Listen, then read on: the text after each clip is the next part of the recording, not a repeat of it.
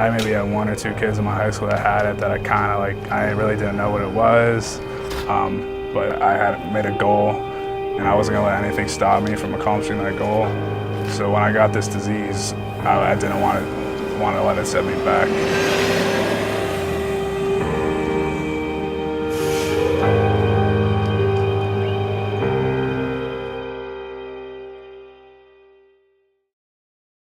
He was full of energy. We would buy him cars and action figures, and he'd just kind of look at them. He'd throw them away, put them back in his toy box, and come and find us to go play ball. So really had little interest in traditional toys. Andrew Armstrong grew up as rambunctious as they come. In his early years, Jim Armstrong made sure he never missed a minute of the action. It was the highlight of my day. So when I got to that ball field, I could have the worst day at work, get to the ball field, and everything went away, all my headaches, and I was ecstatic to be there. From a young age, Andrew took to sports like a fish takes to water. Baseball was his first love. I always wanted to be a professional baseball player, and that's all I did up to my 5th grade. I started basketball, and I just played basketball so I could get conditioned for baseball. All the conditioning paid off as a teenager.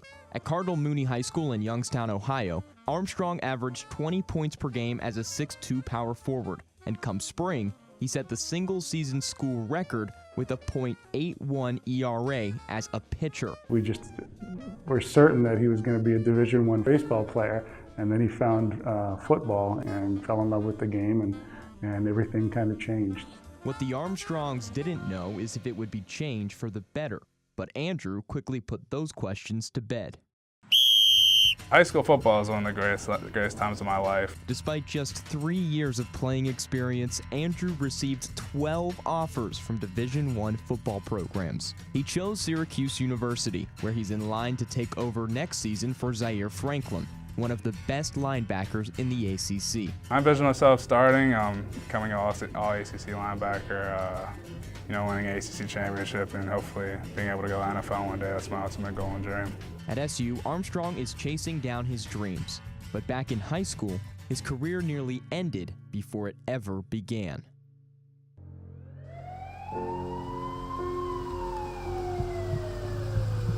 I would hydrate, eat healthy, and I just not feel right. I'd feel sluggish and tired. December 2013, Andrew's junior year. Jim began to notice changes in his son's behavior. He was a little crankier than normal, and he was super thirsty, and was drinking a ton of liquids. I started urinating a ton throughout the night, like 4 or 5 times, getting up and going to the bathroom. And my dad noticed that, and he's like, "That's not right." Concerned for their son, the Armstrongs paid a visit to the doctors. Once all the results came back, they put him in an ambulance during an ice storm, and Dawn and I had to follow the ambulance about a 45-minute drive to Akron, Ohio, and then we were there for 3 days. That night, Andrew's life changed forever. He entered the Akron Children's Hospital with his blood sugar levels 4 times higher than average. He was diagnosed with type 1 diabetes at the age of 16.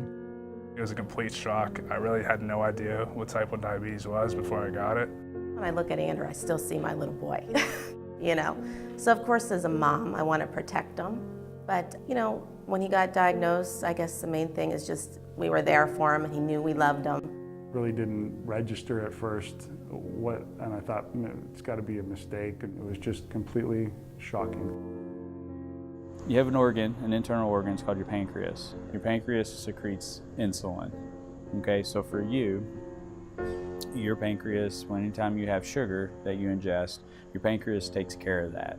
For type 1, we kind of don't get that opportunity. Tim Pike understands the struggles Andrew has faced since his diagnosis.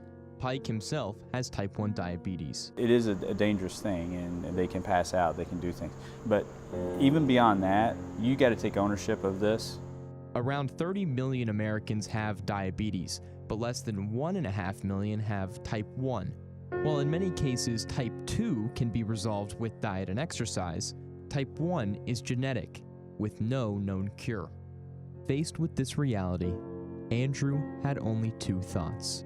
One, could I play sports still? And the second was, I'm fortunate that this isn't a more serious disease like cancer.